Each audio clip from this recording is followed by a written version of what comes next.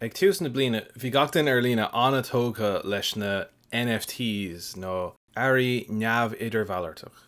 I nóiríre is rud siimplí iad, ach buineann stór focail áda lo. Tuis go bhfuil daoine ag iarraí cuma casta a chur air. Mar sin, an rud a rinne mé ná, chuig mé ar lína agus frintáil mé amach, ceann amháin ar fápéir chun é a bhíniú go díreach. Seo é an NFT díreach. Ní fictúirtá ann ar chur bit. Seo é an conra cliste do NFT ón bailúcháin Bored Ape Yacht Club. Na cín is cáúla ar down.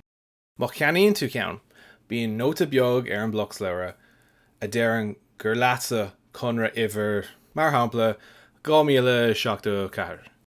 Is léir nach ann ach cód. Tá sé an-áda cuma anna casta ach ón thaobh fáim de. Níl ann ach is seo. Is admháil é.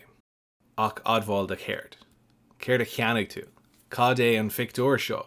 Chuna sa bhaineann an fictúir seo leis an chunra. Well, ar lína 1477, tá píos a cód a thugann seola gréasáin dit, agus má taan tú go dtí an seola sin tugann sé píos a text dit, agus isteach sa text sin tá seola go dtí an pictúr.